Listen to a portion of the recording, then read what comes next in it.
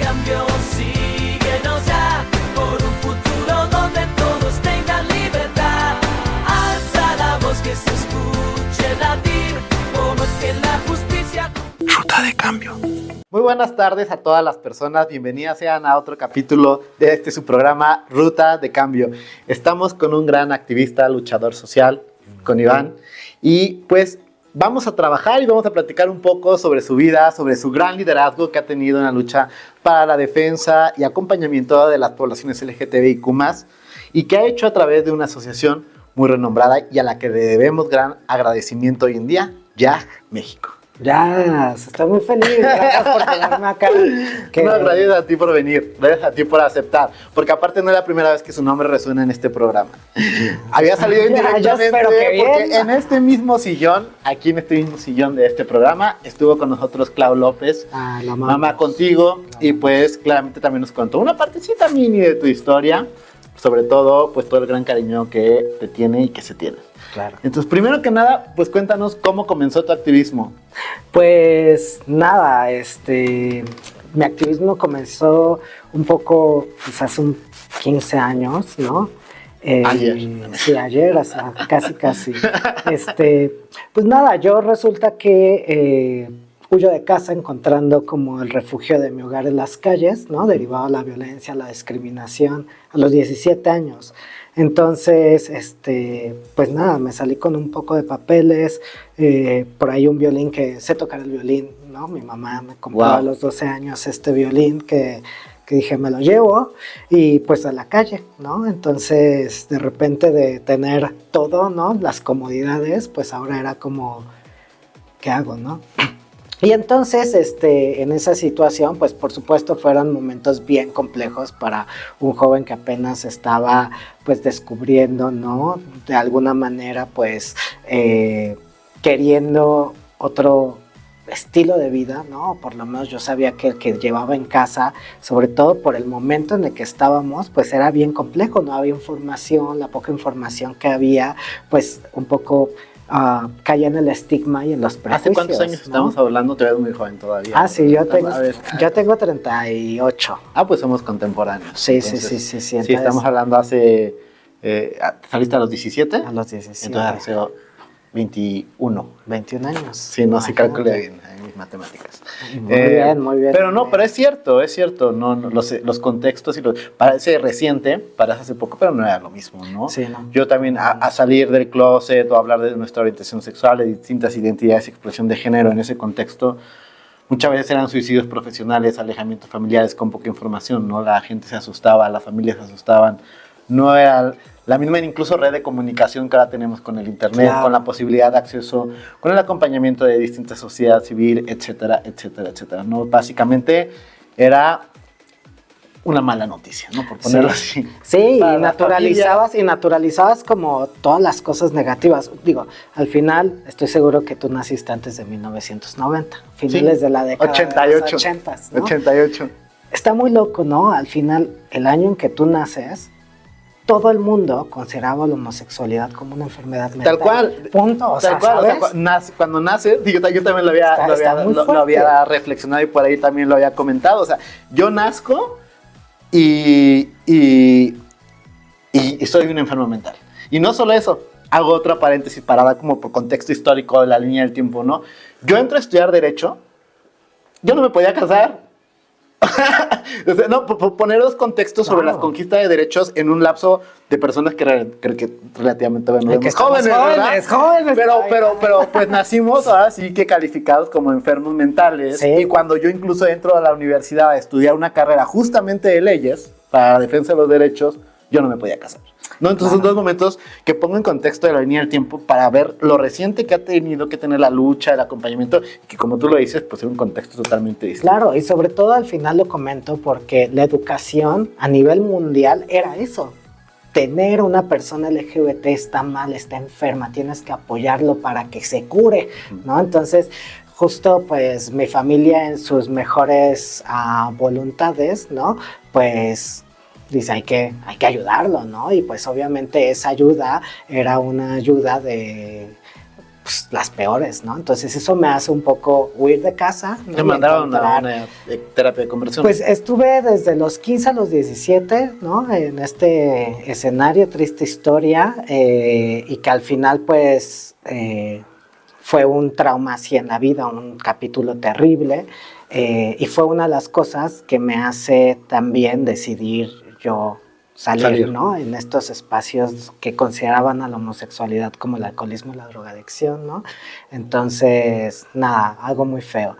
Y nada, entonces, en esta situación de movilidad forzada, pues, tratando de sobrevivir, yo estaba estudiando apenas, iniciaba la carrera de Ingeniería Química Petrolera en el Politécnico Nacional, y estaba en primer semestre, entonces lo que hice fue tocar el violín en la calle para poder sobrevivir, y en las calles encontré a jóvenes que como yo habíamos huido de casa y nos comenzamos a juntar, o sea, a platicar. Fue algo muy natural de, oye, ¿cómo estás? Y que se va dando la plática y compartíamos nuestras experiencias y nos dábamos cuenta que era como la misma historia, pero en diferente lugar y con diferentes personajes, pero era la misma historia. En esencia, ¿no? Como, como estas historias que se pasan de generación en generación y que van teniendo sus propios matices dependiendo del lugar en donde estás, pero en esencia es la misma historia de estas personas, ¿no? Así es, y pues nos juntábamos entonces de repente en las calles y dijimos,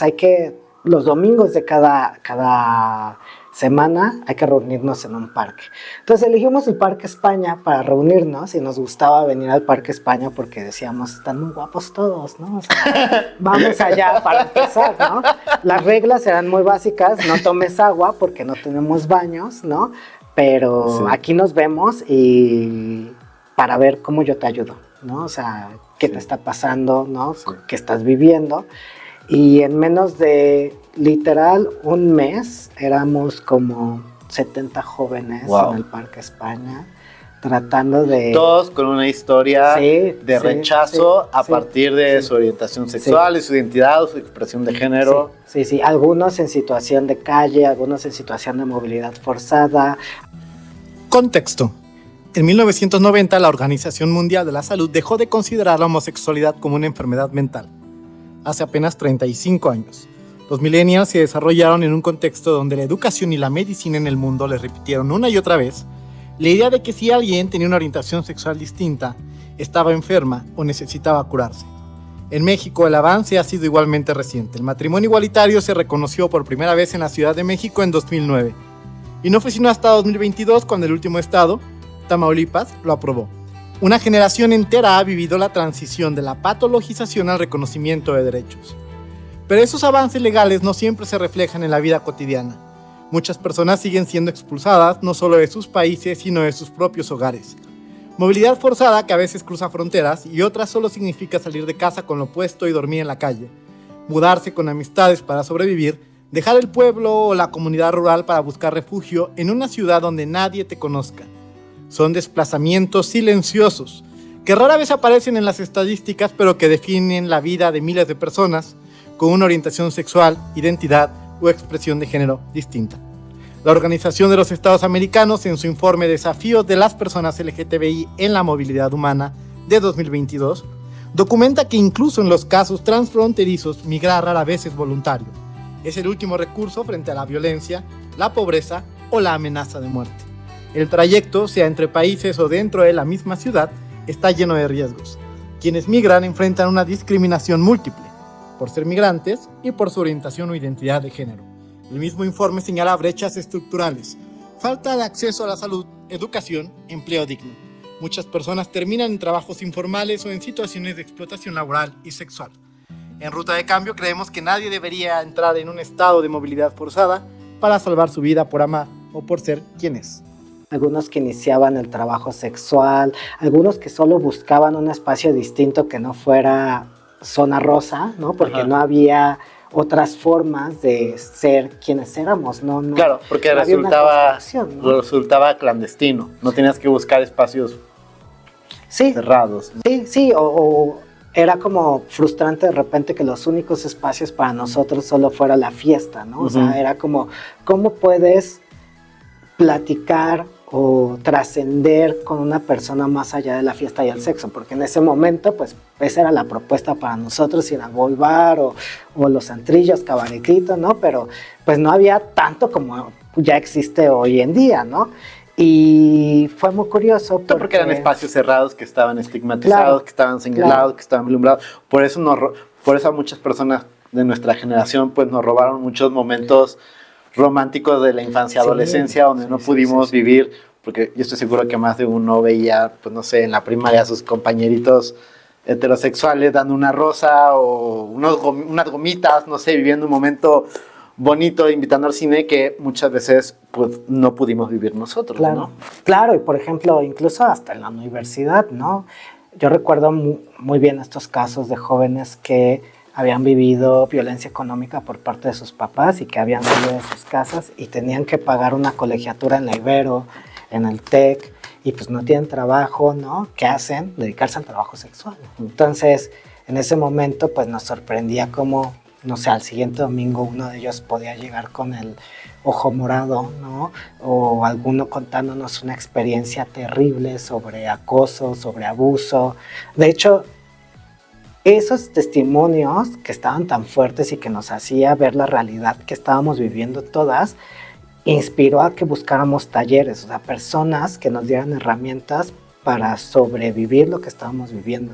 Y el primer taller de Jack fue cómo ejercer el trabajo sexual sin morir en el intento, básicamente. Muy bien, pero es que ya pasamos un poquito al trabajo de Jack y ahorita hablaremos ya propiamente de Jack, pero pregunta, en toda esta vivencia humana, donde empiezan las colectividades a reconocerse, a generar familia o a generar un acompañamiento distinto a través de las historias de vida, donde van contándose, donde van reconociéndose, donde van retroalimentándose, donde van en un saneamiento de heridas colectivas, ¿no? Y de buscar soluciones además para salir de ellas con otras personas en las cuales nos estamos reconociendo, ¿dónde empieza ya a consolidarse la idea de algo más institucionalizado?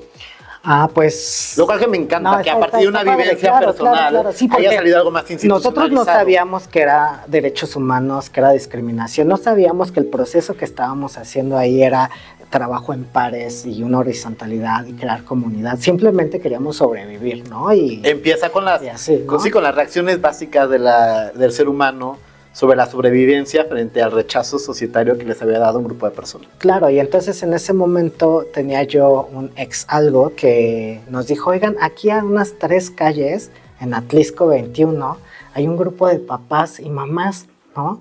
Entonces yo voy a este grupo de papás y mamás y para mí fue una cosa impresionante porque vi a muchos papás, mamás compartir sus experiencias, su dolor, sus duelos, ¿no? Sobre tengo un hijo gay, no sé qué hacer. Y para mí eso fue como muy inspirador, muy alentador ver que los procesos de los papás, ¿no? Y cuando yo me presento y les digo, pues es que yo estoy en la calle y estamos aquí todos los chavos, pues nadie lo podía creer, ¿no? Y conocí a este grupo que me enseñó muchas herramientas, ¿no? Que nos presentó a muchas personas y que nos abrió la puerta a muchos jóvenes, ¿no? Donde las mamás, literal, ellos se reunían cada jueves, entonces, no sé, las mamás se organizaban y en un sobre me llegaban a dar dinero, o una mamá decía, vente, ya comiste, vente, quédate en mi casa este día, vente esta semana, y así fue como conocí de repente a Claudia. A Claudia. ¿No? A Claudia, Aquí es mamá el crossover. contigo. Sí, Vean sí, el sí, programa sí, con sí, Claudia, sí, sí. mamá contigo. Ella llega a estos espacios precisamente por la salida del closet de su hijo Diego. Y pues mi testimonio, cuando yo platicaba con ella, lo que veía, lo que vivía, pues claramente no solo a ella, sino a muchos papás les tocaba el corazón, ¿no? Como de Claro. esto es lo que sufren nuestros hijos, esto es lo que piensan nuestros hijos, porque era este espacio de papás para papás. Sí. Pero les faltaba escuchar a los jóvenes que vivían la discriminación y Sí. cómo sentíamos. Y entonces a mí me ayudaban mucho ellos porque yo comprendía por qué mis papás hacían lo que hacían, ¿no? Porque tienen un duelo, de repente pude tener mucha paz porque claro, o sea, a mí me costó 16, 15 años aceptar quién era yo, ¿no? Y yo quería que mis papás de un día a otro aceptaran quién era yo, cuando a mí me costó 15 años. Sí, ¿no? claro. Entonces de repente sé que eso me enseñó este grupo de papás y mamás a tener herramientas para poder como sobrellevar estos temas, por lo menos para sanar, para perdonar, para no tener resentimientos. Para comprender. Y Claudia dijo, chicos, ustedes no pueden estar en la calle, ¿no? Y que se saca su casa en la Nápoles y nosotros fuimos los más felices porque pues ya no teníamos que estar en los parques, ¿no? Literal, ella nos abrió su casa, su garage, ¿no? Y entonces podíamos ya hacer los grupos en un hogar. Y creo que eso cambió completamente. Entonces, un poquito antes de eso, te estoy hablando que llega Obama a la presidencia de Estados Unidos, una cosa así como ¡pum! Y hay un discurso de Hillary Clinton en Naciones Unidas que dice Gay rights are human rights. Capital social. En 2011, Hillary Clinton, entonces secretaria de Estado de Estados Unidos, pronunció un discurso que marcó un antes y un después en la agenda internacional. En él afirmó: Gay rights are human rights. Los derechos de las personas gays son derechos humanos y los derechos humanos son derechos de las personas gay. Su mensaje iba más allá de esa frase que se volvió icónica. Se llamó a los líderes del mundo a no usar la cultura, la religión o las tradiciones como excusa para negar derechos. Recordó que ser homosexual no es una invención occidental, sino una realidad humana, y anunció que se incorporaría a la defensa de los derechos LGTBI en su política exterior, comprometiéndose a trabajar de la mano con la sociedad civil. En el análisis de José Fernández Santillán sobre política, gobierno y sociedad civil, aparece una clave para entender cómo lograrlo. Sus reflexiones muestran que las democracias modernas no pueden sostenerse solo en el diseño formal de las instituciones. Dependen del capital social. Esas redes de confianza, normas compartidas y vínculos comunitarios que median entre el individuo y el Estado. Desde esta visión, el pluralismo no es una anomalía a corregir, sino la condición estructural de las democracias.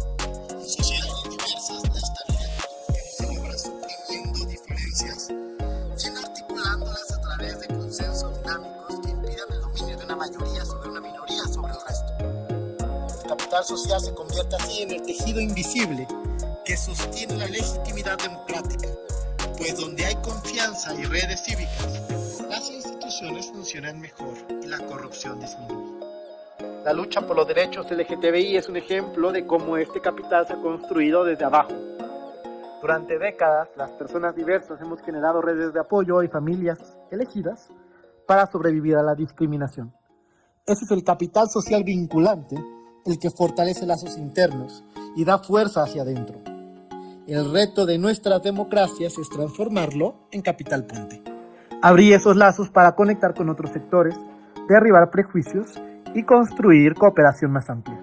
En ese tránsito, los derechos LGTBI dejan de ser una segunda de minorías y se convierten en motor de cohesión social.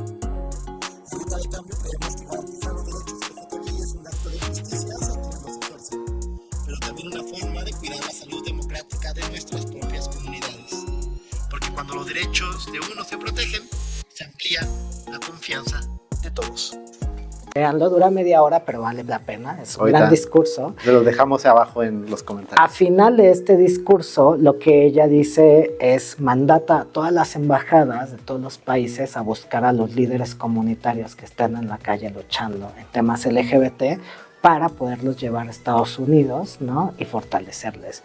Entonces, de la nada llegaron así, pues, personas del gabacho a decir, oye, pues nos interesa que tú vayas a Estados Unidos y conozcas pues este programa y todo. Entonces me llevaron a un programa que es el International Visitor Leadership Program, se llama así, y es estar viviendo un rato allá, pero conoces a los CEOs de las organizaciones clave, ¿no? De Human Rights Campaign, del Victory Institute, conoces a las mejores organizaciones, a los políticos, y entonces cuando yo voy allá fue una cosa que me cambió el panorama. Para empezar, vi que lo que estábamos haciendo, porque éramos muchas personas muy bien coordinadas, allá tenían edificios de 3 pisos, que les llamaban estos shelters, estos refugios, y nosotros no teníamos nada. ¿no? ¿A dónde llegar? ¿A dónde buscar acompañamiento y refugio? Exactamente, refugios dignos, Sí, sí, además, sí, ¿sabes? sí. O sea, no como de repente los refugios que pueden tener un montón de áreas de oportunidad acá en nuestro país, definitivamente, porque es muy curioso, cuando vivíamos esa situación de movilidad forzada o calle, para nosotros lo último que queríamos era encontrar un refugio de gobierno porque era materializar nuestra realidad. O sea, era mejor como ir a la calle y ligarte a alguien para poder dormir esa noche, o la amiga o el amigo, ¿no? Sí. Pero pues a la semana, 3 días, incómodas. Entonces tienes que estar viendo dónde quedarte. Y pues yo veo todo eso en Estados Unidos y tenemos la capacidad de hacerlo, ¿no? En México, ¿por qué no? Y entonces regreso a Estados Unidos con un montón de perspectiva de chavos, no manchen, todo lo que estamos haciendo, o sea, ya hay algo que se llaman organizaciones y que reciben financiamientos y acá todos lo estamos haciendo de buen corazón porque queremos sí, pero necesitamos más, ¿no? O sea, claro, cómo nos profesionalizamos para que nosotros podamos tener estos espacios dignos, ¿no? Y sobre todo, pues, un poco ya más conscientes de que era la discriminación y todo, siempre me gusta platicar de esto porque pues, yo no sabía qué era la discriminación, aún así la viviera, ¿sabes? Es cierto, yo creo que las personas tardamos un poco también en darnos cuenta sobre la vivencia de la discriminación. Yo mismo en mi proceso de aceptación como persona homosexual, como persona con orientación sexual gay, he siempre dicho que mi mejor terapia, como que mi mejor proceso, no fue ni siquiera cuando estudié la licenciatura de Derecho, fue cuando empecé a estudiar Derechos Humanos en la maestría. Y entonces yo dije, caray, o sea, esto tiene una forma. Lo que pasa es que la discriminación, aun cuando mucho la asociamos con un concepto jurídico, porque pues tiene un concepto asociado a los derechos y al respeto a los derechos y garantía de las personas, la verdad es que la mayoría de los componentes de la discriminación no son jurídicos, ¿no? Son multifactoriales, requieren muchísima teoría que sí involucra los derechos humanos, pero los derechos humanos también se construyeron a partir de teorías históricas, sociológicas, psicológicas, ¿no? Claro. Que han impulsado los movimientos sociales. Entonces, la construcción y el entendimiento de la vivencia de la discriminación no es un concepto eminentemente jurídico. Ya ves que lo sientes y no lo entiendes, ¿no? Porque, claro, además, para entender la discriminación, también tenemos nosotros que deconstruirnos de muchas cosas, porque todos traemos cargas, todos, ¿no? Una persona con una orientación, una expresión de identidad de género distinta, no está exento de discriminar, y lo sabemos. Claro. Hay discriminaciones dentro de las poblaciones LGTBI, etc. ¿Por qué? Porque todos traemos construcciones normalizadas, societarias, ¿no? que nos han quedado clavadas de alguna parte en la conciencia sobre nuestra idea de normalidad frente al mundo. Y cuando vemos algo que es diverso, disidente, incomoda, y cuando incomoda, discrimina, ¿no? Entonces, esta construcción hacia una sociedad muchísimo más libre e igualitaria implica una deconstrucción de todas las personas, unas más, unas menos. Claro. Pero tardamos en darnos cuenta. Claro, y sobre todo, no solo el tema de qué es la discriminación, sino sus efectos. Y ahí fue cuando a mí me cayó la chispa. Yo estudiaba en la universidad en las tardes, entonces para llegar a mis clases tenía que primero tocar como 2 horas para poder sacar dinero, ¿sabes? Para, no sé, la torta, los materiales, y de regreso ¿Dónde aprovechar. Tocabas? Pues variaban las líneas, pero normalmente la línea verde, que era de Indias Verdes a universidad. ¿Cuál es tu canción favorita de violín? Varias, o sea... Sí, bueno, pero varias, pero... Depende mucho. Ya estoy haciendo casi preguntas del final, pero no es el final. Pero bueno, si tuvieras que escoger 3 canciones de violín, una para Iván del pasado, una para Iván del presente y una para Iván del futuro, ¿qué 3 canciones crees que representarían esos momentos? Yo creo que una de Iván del pasado, me gustaba mucho Dust in the Wind de Kansas. Es muy buena. Sí. Por supuesto, tal vez del presente podría Por una cabeza. Y hay una canción que se llama Mañana de Carnaval, que es brasileira. Entonces, esa es como mi más top, porque de hecho esa canción era la que más me hacía ganar dinero. He de decir, ¿no? Sí, Yo creo que la gente, en realidad no soy el gran violinista, es importante, o sea, solo sé primera posición, pero yo creo que la gente me donaba mucho dinero porque decía, este niño necesita clases, ¿no? Entonces, nada, pues imagínate que en este transitar...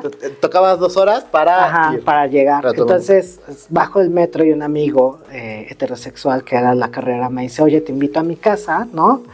Y entonces cuando entro a su casa, él vivía a 5 minutos de la uni, porque sus papás lo apoyaban. O sea, sus papás le habían rentado un departamento. Ya. Entonces cuando yo entré a ese departamento y vi que tenía el refri lleno, que estaba bien grande, que era para él, que solo se tenía que hacer 5 minutos, Sí. ¿no? Yo empecé a llorar, porque ahí me di cuenta que por el hecho de ser y el hecho de amar, la vida me había puesto en una situación donde yo me tendría que esforzar 20 veces más que una persona heterosexual. Y ahí fue cuando comprendí que la discriminación genera grandes brechas de desigualdad. Así es. O sea, no nos permite estar a las personas en el mismo espacio, al mismo tiempo, con las mismas posibilidades. Y yo creo que tú también en tu trabajo te has de haber topado con muchas paredes o no sé, pero eso sucede. Y sobre todo cuando tenemos expresiones de género disidentes, o sea, podemos ser más femeninos o no. Literal, tú vas a un espacio y no necesariamente estás así. Y si mapeas el espacio que puede ser hostil, hasta te sientas con las Más piernas, está bien guagudo, ¿no? Así, ¿sabes? Entonces, ese tipo de cosas a mí me cayó el 20 que no quería que ningún otro joven viviera lo que yo viví, ¿no? Sí. O sea, para mí ese fue incluso hasta cambiar la pregunta. Ya no fue ¿por qué, Dios mío, me hiciste así? No, si yo no quería, porque era muy religioso y todo. Cambié la pregunta y ya fue como un ¿para qué? ¿No? Y fue, si estoy viviendo y me tocó esta vida y me tocaron todos estos retos, pues tengo que aprender de ellos, ¿no? Y es para que no le vuelva a pasar a nadie más. No sabía que era la resiliencia. Ahora me queda muy claro, ¿no? De repente que sí creo. Hay un debate si somos poblaciones o comunidad. Por lo menos yo creo que la comunidad es quienes hemos vivido experiencias de discriminación y tenemos de común denominador la resiliencia, ¿no? O sea, Sí. hacer de las cosas negativas, transformarlas en una respuesta positiva, brillar, ser felices. Me parece que nuestra comunidad tiene eso en común, pues, Sí. ¿no? Independientemente que todos iniciamos nuestros nombres con diversas letras, así de diversos somos, pero sí creo que nos une ese tipo de cosas tan fuertes y Cada quien con su afortunadamente- historia Ajá. y cada quien supo salir de ella, o Sí. o algunos, Sí, sí, y sí. pues trajo historias exitosas. Y afortunadamente eso se trasladó a la parte del movimiento de estos jóvenes que estábamos y dijimos, o sea, tenemos que hacer más cosas, ¿no? O sea, y sobre eso justo nos empezamos a complementar. La mayoría de gente venía de la península. Cuando dijimos cómo queremos llamarnos, nos De llamábamos ahí el nombre, antes te iba a preguntar. Joven, Lee la antes nos muestra. llamábamos Jóvenes LGBT México, ¿no? Pero en algún momento dijimos, la juventud se va a acabar, ¿no? O sea, por ahí yo creo Todavía que quedan teníamos, unos años. teníamos como 22 años cuando transicionamos a la parte de YAG y mucha gente de la península decía, no queremos llamarnos algo en inglés, ¿no? Porque pues, no es nuestra identidad. Y descubrimos que YAG era no solo amor en la lengua maya, sino trasciende también a temas como de muerte, pero en un sentido negativo, sino los mayas veían como una cuestión de transformación, el hecho de, pues sí, el paso a la el paso a la muerte. literal, no es la concepción que tenemos, Pero está muy bien. pero Bueno, es una transformación, ¿no? Y como el amor no puede... tenemos y no, porque en realidad es una concepción adoptada en muchas culturas y en muchas ideas Muy cierto. espirituales, ¿no? La parte de idea del alma y del espíritu que con la muerte no se acaba, sino que una mente transmuta, ¿no? Digamos que el cambio sustantivo que puede tener una persona es a través de la muerte. Claro. Es el único, las cosas cambian, pero el cambio sustantivo de una persona es cuando muere, ¿no? Y hay una transmutación de su propia digamos, existencia de una materialidad a un solo espíritu. Lo has dicho mejor que yo. Es que a mí también me gustan mucho las cosas espirituales, nadie se sorprende en este canal. No, justo siempre eso. terminamos hablando de algo similar. Justo de eso se trataba, ¿no? Poder como poner algo que nos identificara, que además nos hiciera orgullosos. Ahora que dices, por ejemplo, que eras muy religioso, ¿no? San Pablo justamente hablaba mucho del amor, y en alguna del amor hablaba justamente del paso a la muerte, y de cómo el paso a la muerte era una gran manifestación de amor, donde las personas llegaban a ser sustantivamente su propia alma frente al mundo. Entonces era un acto de amor puro. Claro, Entonces, yo creo que salir del closet, por ejemplo, es eso, ¿no? O sea, el Iván hetero, ¿no? Que engañaba a todos, al final se tuvo que quedar ahí, ¿no? Sí. Y tuvo que nacer la persona orgullosa que soy, porque me costó un montón de trabajo. Pero bueno, al final, todo esto de la profesionalización, ¿no? De poder tener aliados clave que nos fueron ayudando, nos fueron fortaleciendo. Y creo que una de las cosas clave de nuestra organización es que somos personas en ese momento jóvenes, sí muy contestatarios y reactivos. Creo que eso era también un tema. Pero es normal, ¿eh? Estábamos furiosos, ¿sabes? Y aparte, en ese momento. Y yo creo, porque no es la primera, tú no eres la primera persona con la que platico, pero me gusta justo mucho hacer esta pregunta con la que empezamos a platicar hace unos momentos, porque muchos activismos empiezan siendo reactivos, ¿no? Pero eso es normal, y yo creo que eso le da mucha fuerza al activismo institucionalizado, y aquí en esta sociedad se necesitan de todos. Sí, definitivamente. De todos. Definitivamente Yo no estoy criticando a ninguno, sí, ¿eh? sí. Yo no estoy criticando, ni hay ninguno mejor que otro, hay momentos para todos. Pero esos activismos que pasaron de ser más reactivos a institucionalizarse, conservan esa fuerza. Como que sí, definitivamente. la transmutan y el también, gobierno lo sabe. Y el gobierno lo sabe. La transmutan, la dirigen, y es como cuando uno empieza a trabajar con su inteligencia emocional y dices, bueno, no está mal que me enoje, pero ¿qué voy a hacer con el enojo? Creo que al final una inteligencia emocional. tuvimos que aprender a ser estratégicos, Sí. y saber en qué momentos sí es importante incendiarlo todo, y en qué momentos sí reconocer que hay la posibilidad de un diálogo. Claro. ¿No? Porque además, insisto, yo aquí no vine a criticar ningún tipo de activismo, jamás lo he hecho. Pero además hay veces que ya, en efectos concretos, ¿no? Frente a la sociedad, frente al mundo, también se necesita diálogo y también se necesita construir puentes, y con quien quiera hablar, pues también tenemos que sentarnos a hablar.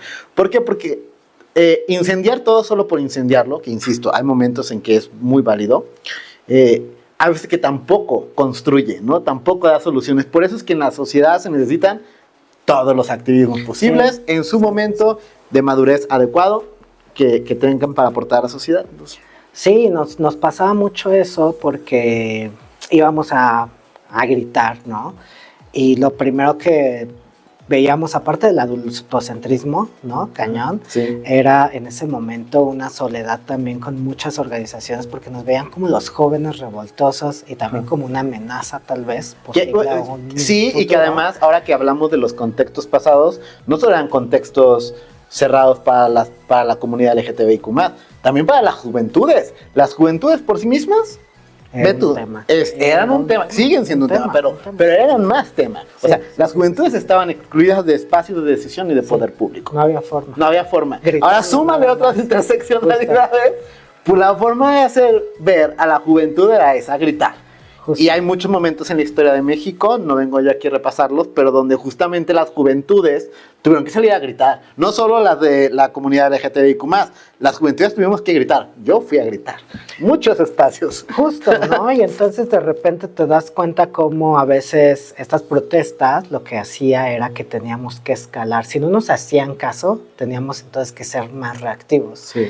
Y nos hizo un clic de repente poder conocer otras formas, porque también comprendíamos que si reaccionábamos así es porque no sabíamos cómo parlamentar, es decir, Sí. nadie nos había dado clases de cómo hacer activismo, o sea, Claro. la neta es que no lo sabíamos, pero de repente empezamos a ver que, claro, hay algo que se llama Constitución y hay algo que es la Suprema Corte de Justicia, y por qué la Fiscalía en este momento está impugnando el matrimonio igualitario. Porque lo hizo en el 2010. No, sí, claro, vamos, y entonces, por ejemplo, quienes cerraron la Fiscalía en ese momento éramos nosotros con la Lolkin, Sí. quien Sí. nos ayudó. Sí. Yo me saltaba las clases de petroquímica para ir con Lolkin a cerrar espacios, ¿sabes? Y entonces a Lolkin, quien es, para los que no saben, es la luchona que logró que el matrimonio igualitario en nuestro país pudiera ser una realidad. Entonces yo creo que eso le encantaba. Que es un crossover que hago con muchas partes de otros programas, porque siempre he dicho justamente que el matrimonio igualitario se debe, porque muchos dicen, sí, la resolución de la Corte, creo que la acción de inconstitucionalidad 2 o 3 2010, no me acuerdo.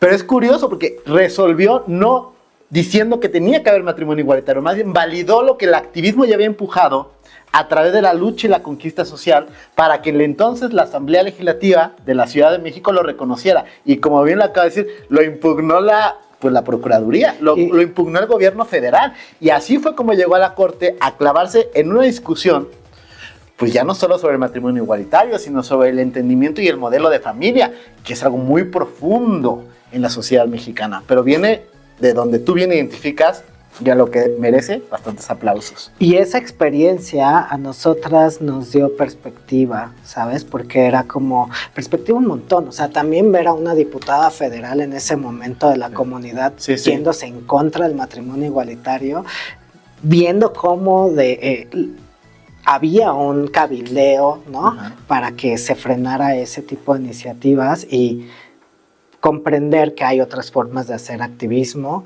nos ayudó bastante. Entonces, otra de las cosas que nos ayudó a ser una institución fuerte en México y reconocida es que las propias juventudes que en algún momento estábamos, pues crecimos, ¿no? O sea, el niño que estaba en algún momento ejerciendo el trabajo sexual, entonces ahora está trabajando en una embajada, ¿no? Porque se logró graduar, o esta persona ya está como doctor, o esta persona le está yendo muy bien. Entonces, de repente, todos empezamos a fusionar nuestros mejores talentos y habilidades. Y en todo este proceso, pues ya de activismo, elige el momento que quieras, ya sea el del pasado, el activismo institucionalizado, que nos quieras contar algún momento difícil, complicado, retador. Si Iván activista tuviera que reflexionar y decir, este momento del activismo pues me ayuda a crecer o me costó trabajo o se me hace duro o difícil por esto, ¿cuál elegirías? Es muy fácil, la llegada de la pandemia y el asesinato de nuestro compañero de la organización Jonathan Santos en Jalisco. O sea, al mismo tiempo, ¿no? Donde había una cuarentena muy fuerte, donde el gobernador en ese momento pues hizo un toque de queda así militar, ¿no? Y donde hubo personas que pues fallecieron a causa del abuso policíaco por no mantener una mascarilla. La pregunta es, ¿cómo logras hacer justicia en medio de la pandemia en un país donde el 99% de los crímenes quedan impunes y más que es de nuestra organización y una juventud? Claro. Entonces, eso fue retador, ¿no? Logramos, afortunadamente cierra con es una gran historia en términos de que logramos exigirle a las autoridades, hubo apertura, países estuvieron apoyándonos del exterior para que pudiéramos de alguna manera estar seguros, porque quien estaba procurando la justicia en ese momento tenía varias denuncias sobre desaparición de jóvenes, ¿no? Entonces era a quién En el estado. En ese estado. ¿A quién le vamos a pedir la justicia entonces, no? Y era muy complejo, entonces afortunadamente se logró hacer una respuesta muy, muy padre, dieron con los responsables, somos ese porcentaje mínimo que ha logrado esa justicia y como caso de no repetición, ¿no? Un poco el gobierno comenzó a trabajar de la mano con la organización en la implementación de un mecanismo de atención a víctimas de violencia y discriminación que llevamos durante todo ese sexenio, que estamos felices de que ahora ya es una política pública transversal del Estado. Y el 11 de agosto, en memoria de Jonathan, el Estado declaró el Día estatal contra los crímenes de odio. Entonces, fue una pesadilla ese momento, fue mucho duelo, fue mucho impacto, el mundo se estaba acabando, entonces nos estaban asesinando y era como en esta nueva normalidad, ¿no? No vamos a ser los últimos del eslabón, como incluso tenemos que garantizar nuestras vidas para que no exista una necropolítica de Estado para saber qué cuerpos son los que valen o qué cuerpos no. Fue algo muy fuerte, pero tuvo un desenlace que nos ayudó a crecer mucho, nos ayudó a seguir trabajando y nuevamente a transformar las cosas negativas en respuestas positivas, ¿no? Creo que es una... Memoria. Decir un nombre es detener el silencio por un instante para declarar que cada vida importó, que cada historia merece ser recordada, nombrada y resistir. Agnes Torres. Paola Buenrostro. Alesa Flores, Jonathan Santos, Elizabeth Montaño, Ulises Nava, Jessica Vergara, Britney Hernández, Betty Castañeda, Ociel Baena, Dorian Daniel, Samantha Fonseca, Miriam Ríos, Chloe Jiménez, Isaí López, Jesús Laiza, Zulma Hernández, otros, todos, todas, todes, sin ser pronunciados, también están aquí. En Ruta de Cambio creemos que la memoria es más que recuerdo, es compañía y promesa de que ninguna vida diversa se perderá en el olvido. Que casi que quitaste la siguiente pregunta de mi boca, porque se me pusieron la piel chinita cuando hablaste y cuando dijiste nos están matando, porque pues ha sido una realidad del pasado, del presente, con la que seguimos luchando. Claro. Creo que todavía falta alguna regulación o alguna concientización sobre lo que implica un crimen de odio. Yo creo que necesitamos reformar nuestra justicia en el país, sobre todo las fiscalías, ¿no? O sea... Miren, mi pecho no es bodega, es la tercera vez que lo digo en este programa. Una reforma integral de justicia no puede darse si no alcanza las fiscalías. Es que es eso, o sea, está lo bien. vengo diciendo, sí. otra vez, Y pecho no que es bodega, desde la reforma judicial. Es un área de acaba oportunidad de implementar. la actual nueva reforma. O sea, lo que realmente creo que nos toca como ciudadanos es la primera instancia, ¿no? Sí. Falta de capacidad, falta de recursos. Totalmente. Falta de Totalmente. todo. O sea, se necesita un cambio así enorme porque el hecho de que no exista justicia, por ejemplo, en el caso del magistrado Baena, que en menos de 4 días ya habían resuelto 24 el caso, horas tenía una teoría del caso. Entonces, eso nunca pasa y ya, lo resolvimos. Crimen pasional y... Deja tú que no pasa, es irresponsable. Tú no puedes, en ese ningún delito en 24 horas, dar una teoría del caso pública en esos términos. ¿Sabes? O sea, no agotaron ninguna línea más de investigación, ¿no? Nosotros tuvimos la fortuna y desfortuna de acompañar mucho el caso, ¿no? Y lo que observamos fue, se necesita una reforma completa de la fiscalía. Sí, nuestro sistema de justicia en nuestro país hace que estos crímenes queden impunes, es un permiso para la sociedad para matarnos, porque el mensaje es, no va a pasar nada. Claro. ¿no? Entonces, definitivamente mucho que trabajar. En cuanto a la investigación y en cuanto a la legitimación y la sensación que tiene la misma sociedad frente al mundo, porque lo dijiste muy bien, ¿no? Desde esta perspectiva es un permiso a la sociedad que manda un mensaje claro de impunidad para quienes, digamos, son la parte mala de la historia, ¿no? Los agresores, los violentadores, quienes apoyan todos estos crímenes, no solo frente a la comunidad, sino frente a lo que podemos pensar. Hace poco estábamos aquí hablando de violencia sexual contra hombres. Y hablábamos justo también de todos estos parámetros y todos estos mensajes que se mandan a la sociedad. Pero la verdad es que también cuando hay encuestas y cuando hablamos de cómo la gente percibe el sistema de justicia, no solo aquí, sino en el mundo, en un país, la gente te dice, lo percibo malo, ¿no? Pero ese malo empieza en una cadena de construcción de una serie de instituciones que empiezan muchas veces por la fiscalía. Es la primera cara que se presenta frente a las personas y frente a la sociedad. Incluso. Y pues bueno, en este camino institucionalizado también, de todo el apoyo, tuviste una participación destacada, bueno, no tú, la asociación y todas las personas que te acompañan, pero bueno, sí también tú. Sí, claro, claro. No quiero decir solo en la legislación, sino en todo lo que acompaña, porque las leyes también mandan un mensaje. Y estoy hablando ahorita específicamente de las mal llamadas terapias de conversión, las ECOSIG, los esfuerzos para corregir la orientación sexual o identidad de género, ECOSIG.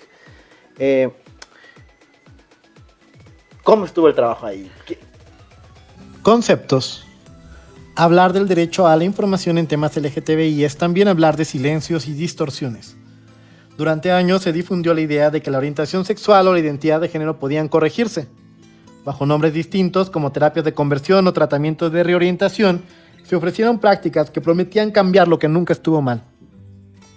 Hoy se conocen como ECOSIG, esfuerzos para corregir la orientación sexual o la identidad de género. Se presentan como terapias, pero no lo son.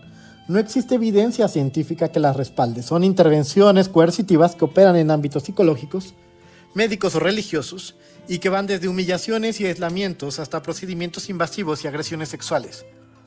Estas prácticas dañan profundamente la integridad y buscan anular la identidad misma de las personas LGTBI. El derecho a la información implica acceder a datos veraces y basados en evidencia. Cuando en su lugar se difunden prejuicios con apariencia de ciencia, se priva a las personas de ese derecho y se las expone a graves daños físicos y emocionales. En niñas, niños y adolescentes, el riesgo se multiplica porque el impacto psicoemocional puede acompañarles toda la vida, por lo que cualquier forma de coerción contradice el principio de interés superior de las niñas. Nombrar estas prácticas por lo que son es parte del cambio, dejar de llamarlas terapia y reconocer que son actos discriminatorios que vulneran el libre desarrollo de la personalidad y que en ciertos casos equivalen a tratos crueles o incluso tortura, es el primer paso para erradicarlas. En Ruta de Cambio creemos que desmontar la charlatanería no es un debate académico, es una obligación ética y social. Garantizar información veraz salva vidas y abre caminos hacia la libertad y la dignidad de quienes por años fueron obligados a creer que su identidad era un error por corregir. Ya. ¿Qué te llena a ti de orgullo de eso? Porque a mí te voy a decir algo. Claro, desde luego que el triunfo legislativo es uno y eso lo aplaudo. Pero, ¿me creerás que antes de eso, a mí las personas no sabían lo que era una terapia de conversión, un ECOSIG? O sea, Sí, es decir, la sociedad misma decía, ¿qué es eso? Sí, te creo. Se quedaban así y luego les explicaban, dicen, ¿eso existe? Sí, eso existe. Entonces el derecho también manda un mensaje y también transforma la conciencia social. Que desde el tema de matrimonio igualitario había pasado pues casi una década en que no se había puesto sobre la mesa por lo menos leyes así, ¿no? Y sobre todo a nivel federal fue una locura. Un poco empezamos en la parte institucional a reclamarle al gobierno. Y cuando le reclamamos al gobierno de estamos en la calle, nos pasó esto, no nos creían. Nos preguntaban por datos, o sea, ¿y dónde están? ¿Y quiénes son? Y entonces como tuvimos que incursionar en la investigación y proponer ciertos instrumentos que visibilizaran la problemática que estábamos viviendo, porque además dentro de la agrupación que teníamos había personas que o nos habían privado de la libertad, algunas personas habían recibido electrochoques. Una de las cosas más terribles que encontramos fue las violaciones correctivas, ¿no? Sobre todo a mujeres lesbianas y a mujeres trans, ¿no? Como eres una mujer lesbiana porque no has probado un hombre y entonces la familia obligaba a que la mujer mantuviera relaciones sexuales sin su consentimiento. Eso era una violación, ¿no? Porque así pensaban que ella iba a desarrollar un gusto por los hombres. Pero pasa algo muy importante, que Peña Nieto hace una reunión que es en Los Pinos y que el resultado de esa reunión es el levantamiento del Frente Nacional por la Familia, que salió a todas las calles a manifestarse en contra de nosotros. Para 2016 estaba un camión naranja que decía, los niños tienen pene y las niñas vulva, ¿no? Y ese camión iba a venir naturalmente a América Latina. Entonces decíamos, va a llegar primero a México. Y entonces sale el Frente Nacional por la Familia, hicieron su congreso en Baja California Sur, dinero, personas de la política, medios de comunicación, y sale Dabdú, que era el presidente, a decir, nos hemos equivocado, no es en contra de las personas LGBT, es a favor de sus derechos. Y por eso aquí tengo la respuesta, y presenta a Everardo Martínez, un psicólogo que dice, oigan, pues... Se puede curar. Se puede curar. Pero espérate, los mexicanos somos así lobas de mar, porque en otros países también dicen lo mismo, pero este psicólogo en particular ponía fecha y tiempo. Él decía que en 4 meses no solo curaba la homosexualidad, sino que desarrollaba la heterosexualidad, ¿no? Entonces nosotros decíamos, bueno, ¿y si no es así? O sea, eso también es lucro, eso es como una charlatanería. ¿Qué se puede hacer, no? La pregunta de ¿por qué todo lo que nos pasó en este momento se está cristalizando con una persona que dice vamos a curarles, ¿no? Y todos aplaudieron. Y entonces, durante ese año nosotros vimos un aumento en el número de víctimas, sobre todo porque la agenda de todo el Frente Nacional por la Familia fue ir a todos los estados a capacitar a profesionales de la salud mental en cómo curar la homosexualidad, la transexualidad, etc.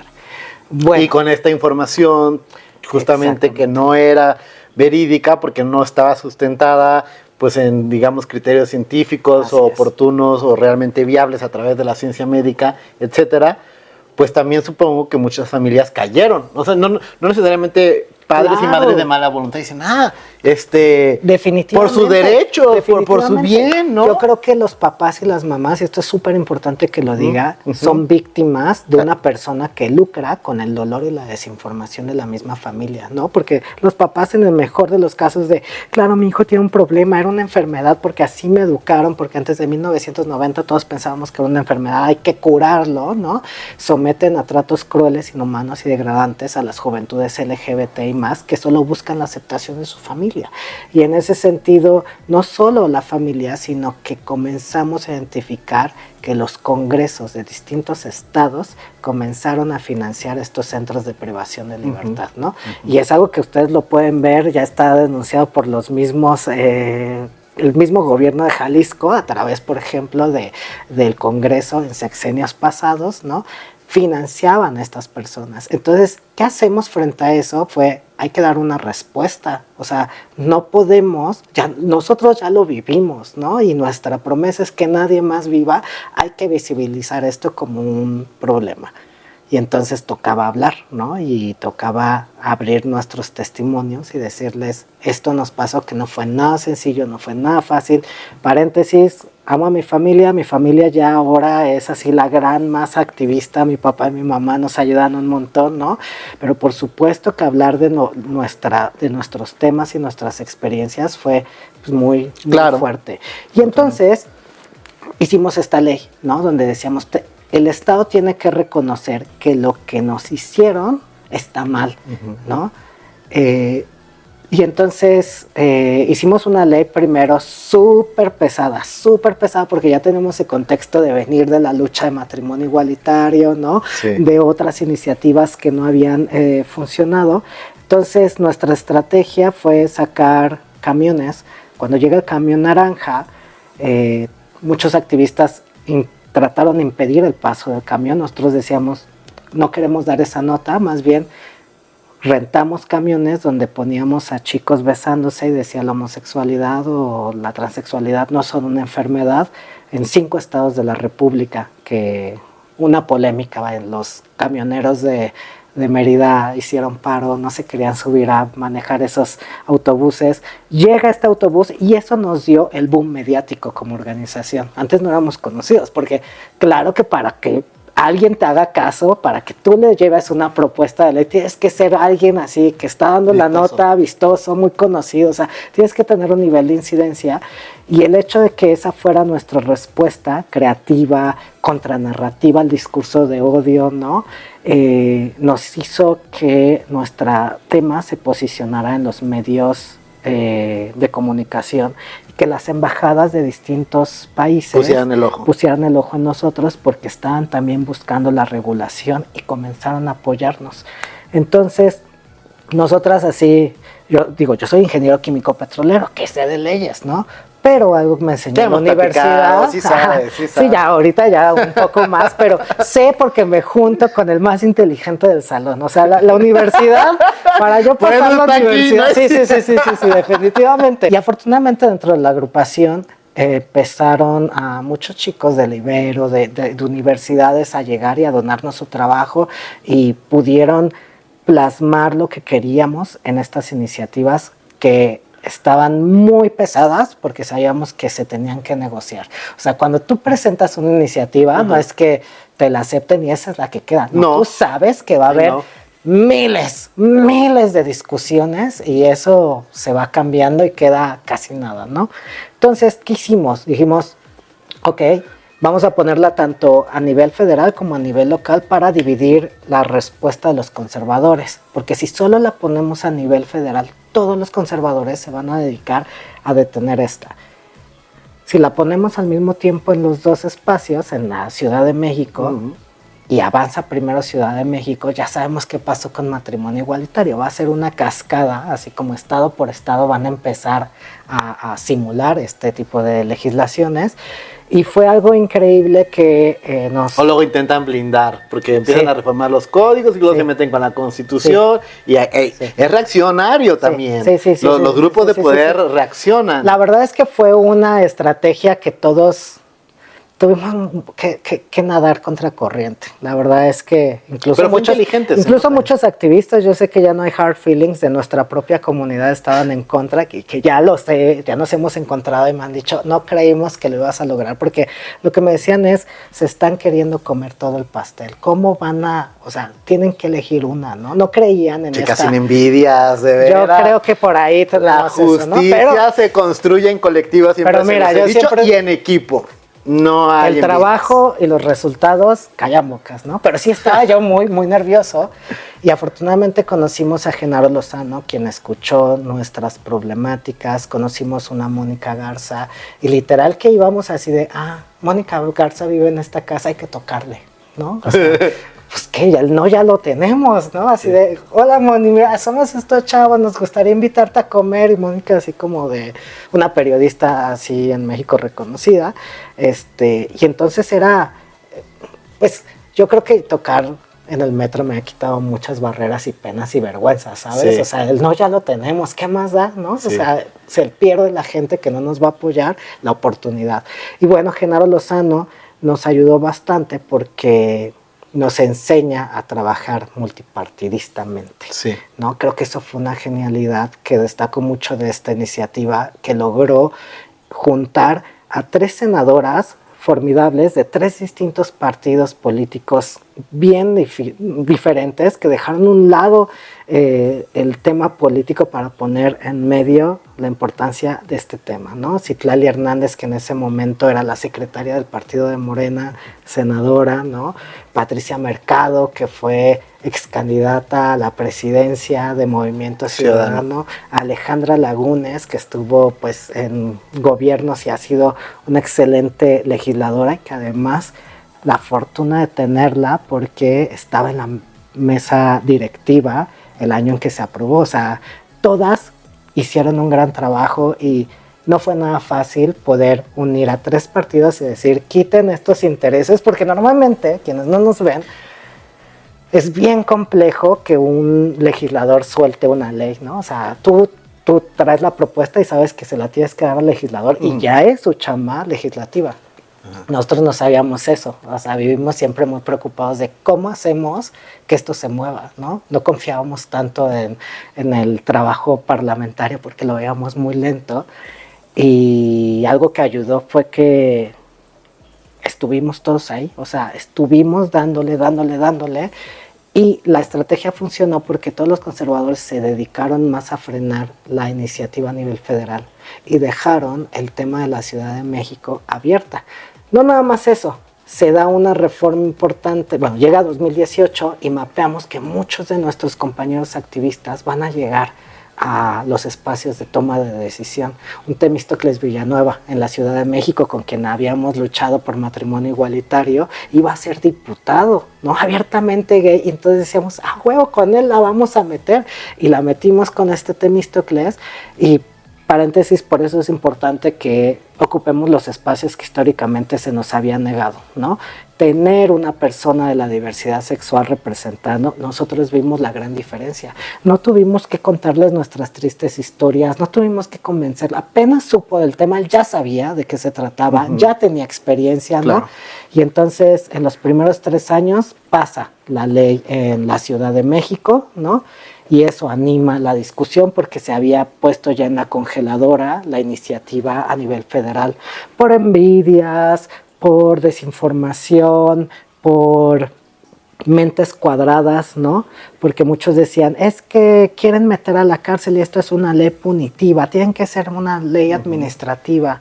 Y así como, sí saben que en España que sacaron la ley administrativa, ahora están buscando la penal porque quien hizo una terapia de conversión y entonces le ponen la multa, sacó un GoFund de estos, como, sí, plataformas en internet para pedir dinero y fue así como de, me acaban de demandar por hacer esta terapia de conversión y entonces, no sé, pon tu cara, Paguen mi multa. porque- 500 euros, la morra literal fue así como 4,000 euros, ¿sabes? O sea, le convino que la demandara, le convino que el Estado le dijera vas a pagar la multa y entonces llamó a todos los conservadores y Y entonces fíjate no que la pasó discusión nada. es bien interesante porque yo, por ejemplo, sí creo en ideas muy jurídicas que hablan del derecho penal mínimo, de que no todo se tiene que perseguir por la vía penal, pero en este caso sí. Es decir, hay bienes jurídicos tutelados, es decir, lo que estás protegiendo a través de la legislación penal, que pueden ser pues de tal relevancia para el Estado que necesitan un revestimiento a través de la persecución del delito. No todo es así. Lo interesante es que en México hay cosas que efectivamente creo que no deberían ser delito y esta sí.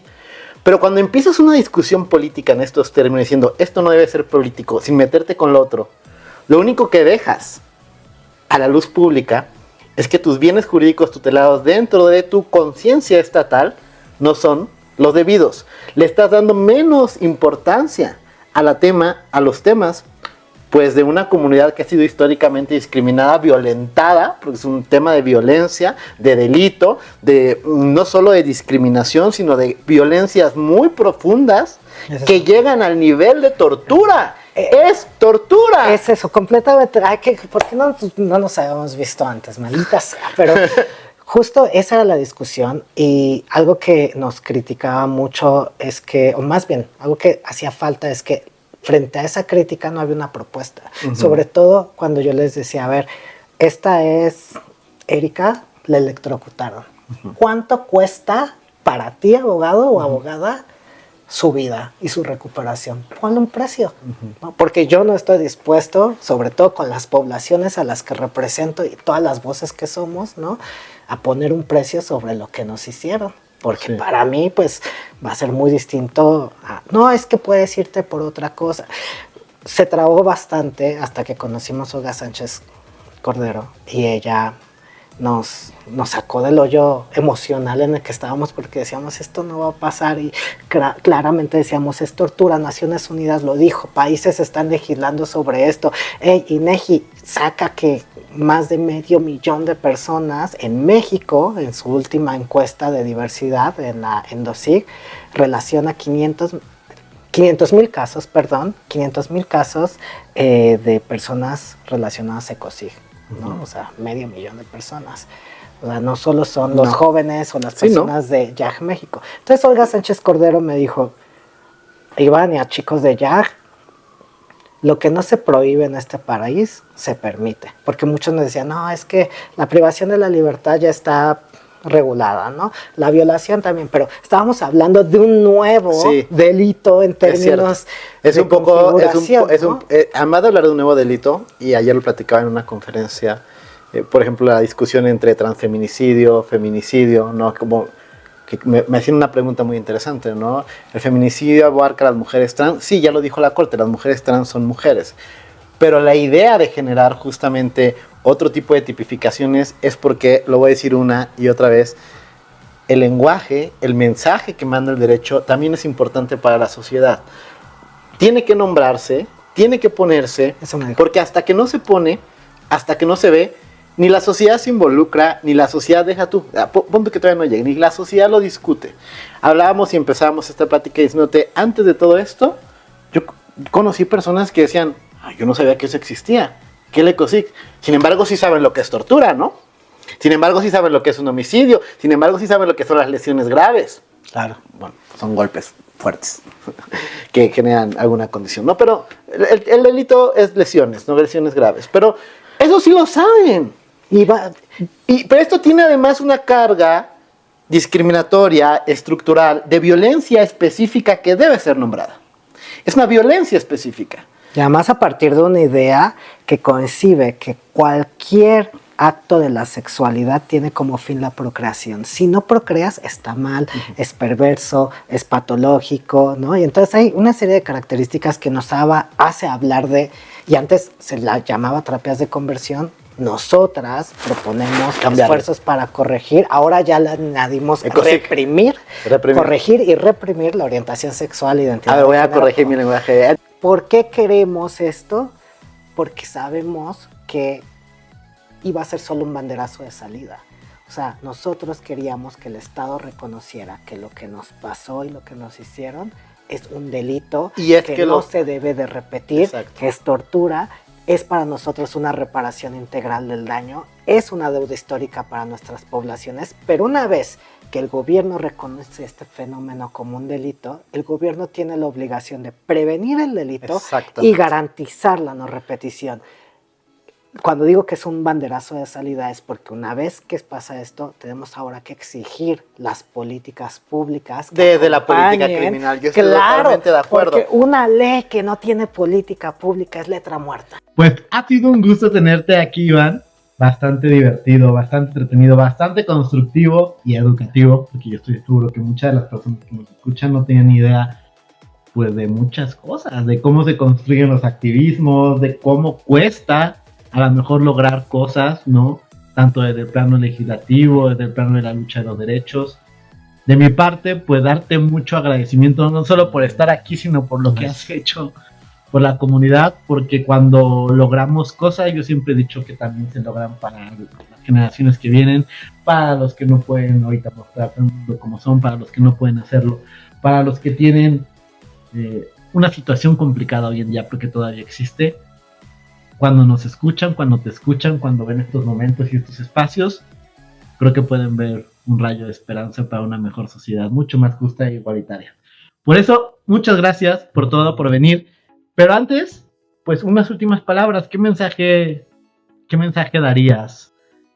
Vamos a ponerle diversos sujetos, un mensaje a la sociedad, un mensaje a quien ahorita está en su casa y tendré, no sé, miedo, que no sepa qué hacer, que no sepa qué hacer con su orientación, con su identidad, su expresión de género. Y un mensaje a la sociedad y un mensaje a esa persona que nos escucha. Pues nada, si apenas estás saliendo del closet, estás en todo esto nuevo mundo, busca ayuda, busca grupos, busca estos espacios donde se forma la comunidad. A mí me salvó la vida y para todas las personas tomen acción, o sea, y tomar acción implica estar activamente interesados, ¿no? Y al pendiente de la vida política de nuestro país. Yo creo que es importante que estamos en una generación donde se están rompiendo techos de cristal y nos habían hecho creer que no podrían existir magistrades, ¿no? No binarias, jueces, diputados, senadores, presidentes de la diversidad. Y vaya que sí, ¿no? Y vemos que no es un costo político, al contrario. Se ganan elecciones y a partir de ahí, pues, se puede gestionar el cambio social. Entonces, la invitación es gestionen ese cambio a través de, pues, estos instrumentos, ¿no? Estos espacios. Y por eso yo estoy así encantado de estar acá. Se nos fue así el programa. Estamos segunda, tercera parte, pero pues agradecerte también. Abrí una edición. Ya luego la anunciamos. Tu representación, el apoyo y todo, así increíble. Felicidades. Es un placer estar por aquí. Cuídate mucho. Bien, saludos a todos. Y pues bueno, queridos amigos, amigas y amigas, ya saben, estamos en su programa donde estamos construyendo un constitucionalismo empático donde cada historia es escuchada y cada norma una promesa de dignidad. Entonces esperamos en el próximo programa. Muchas gracias por seguirnos.